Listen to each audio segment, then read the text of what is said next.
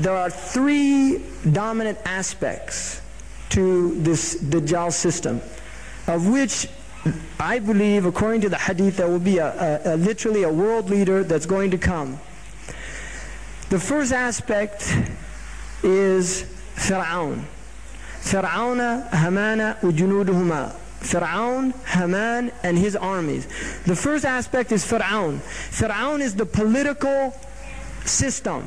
The political system is the Freemasonic constitutional system of separation of religion, of any form of religion, in the acts and decisions of the state system. In other words, morality is literally thrown out and Machiavellian principles are implemented, the principles based on efficiency and the benefit of the ruling elite.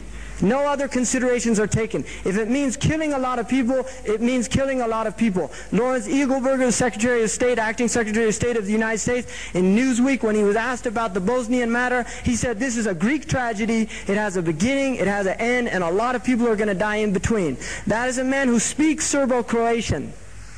He speaks Serbo-Croatian. He was the Yugoslavian ambassador. And he was there as Acting Secretary of State. They took Baker out, put him in as Acting Secretary of State when the whole Bosnian thing started, right? People didn't know he spoke Serbo-Croatian. I mean, this is complicity. And yet we hear the mouthing, the hypocrisy. The last 4 years they've been saying, if you do this again, we're really going to let you have it. We're going to have to get serious now. This is what President Clinton's been saying. It's what Bush said. We're going to get serious now. And this is just, it's again this game that they play with the Muslims. But we're in a deep trance, we're in a sleep. Now, the first aspect, the political, embodied by the constitutional government, separation of religion and state, which is implemented now in the Muslim countries as well. You see, they say the state religion of Egypt is Islam. Then why then are young Muslims, whether they're political activists or not, if they grow a beard and they go to the masjid for Fajr, they're either followed by police or they're put in prison. If the state religion, according to the constitution of Egypt, is Islam, then why are Muslims persecuted for being Muslims? Why? This is a question we have to ask. The state religion, all the Muslim countries have in their constitution, the state religion is Islam. Then why do they treat the Muslims the way they do, whether they're politically active or not? I mean, I'm not going to get into a debate about harakat and what's right, what's wrong about it. I'm just talking about simple Muslims that grow a beard and want to pray in the masjid, they're persecuted. If you're an old man, you can go, it's not a problem. Once you're all bent over and they know you're not going to jihad threat or something like that, right? I mean, even your takbir is pretty weak. They're not worried about it anymore. It's called ajuz. They don't care about the sheikh, that kind of sheikh. They care about other type of sheikh, not the old man. They're not worried about that. So this is the secularization of the world. This is what's happened. And they're doing it in Saudi Arabia. You will see the secularization of Saudi Arabia is taking place. I mean, the Saudis have never really implemented Sharia. They implement it on poor people. That's called jahiliyyah. According to the Prophet, hukm al-jahiliyyah is that you aqam al-hadd ala al-da'if wa tarak al-ghani. They apply the had punishment to weak people and leave rich people. That's jahiliyyah. That's not Islam. That's not Sharia, whether you cut off the hand or not. Population control is a type of seriousness. Who knows what they'll do? They tell us we're overpopulating. Read their own studies. They pay people in certain European countries to have children. Right? Do you know that? They pay people, white people, they pay them to have children.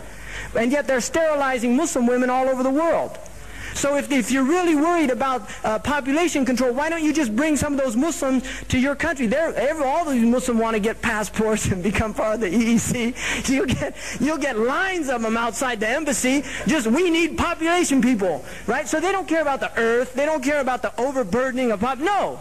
They see brown people getting too many, Muslims getting too many. We have to scare them and say the earth's overpopulated, can't bear this thing. And yet they pay people to have children. All right? This is a reality. We shouldn't be fooled by these games. The next thing is the economic Haman. Haman is the economic power. This is the banking system. It becomes, everybody has their plastic card. Right? This is the number everybody buys and sells with the number of the beast, according to the Christians.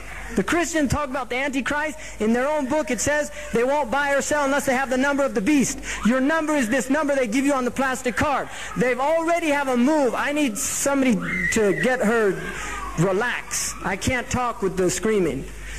Nice, that's an obedient baby. The next thing is the economic control. You will buy and sell with the number. You have to have a number to buy and sell. Right now they're still using currencies. They are moving already to eliminate currencies. They want to have debit cards, and there's already massive propaganda to convince people that this is to our benefit. If you think of the actual impact, and look, don't think this is, I'm fantasizing here. Seriously, this is happening before our very eyes. You are now in the United States, the vast majority of transactions happen with cards. You go into the grocery store, you use your ATM card. You go into the gas station, you have automatic gas. You just slide your card through. This is absolute control. The one eye that is watching everything has complete control. The moment you slice that thing, they know where you are. All they have to do, if they want to punch, they put your number of your credit card, which they all have access to. There's no private property, privacy, all these things. Forget about that. They study you.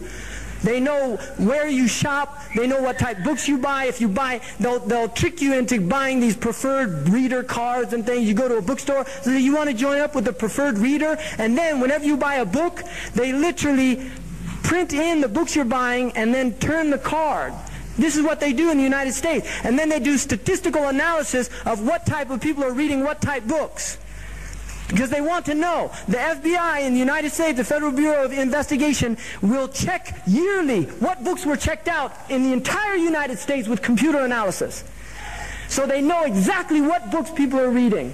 And then they see what type of segment. That's why statistics, they love statistics, because they can work out, see what type of people are reading political books, what type of people are reading pornography. Now they know. And when you download on these things, not you, and nobody should be, but these people downloading pornography on their computers, they know exactly what they're watching. They know what they're watching in their houses. Out of the 20 most downloaded things, 8 of them were pornographic things that they were doing. You see, this is their great technology. So they have all this wonderful, vast, extraordinary, complicated technology, and there are these people having virtual sex with their machines. I mean, this is asfal as-safilin. Look at what the shaitan does to human beings. Turn them into pathetic creatures in front of electronic impulses stimulating their neurological cells until they enter into this. I mean, this is pathetic. But this is their system. This is what it offers you. Virtual life, virtual philosophy, virtual religion, virtual communities, virtual sex.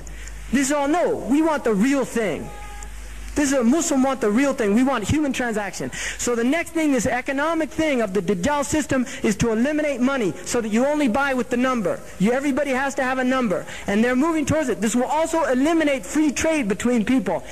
In other words, you have to pay taxes on everything that you do. And I'm not advocating that you don't pay taxes.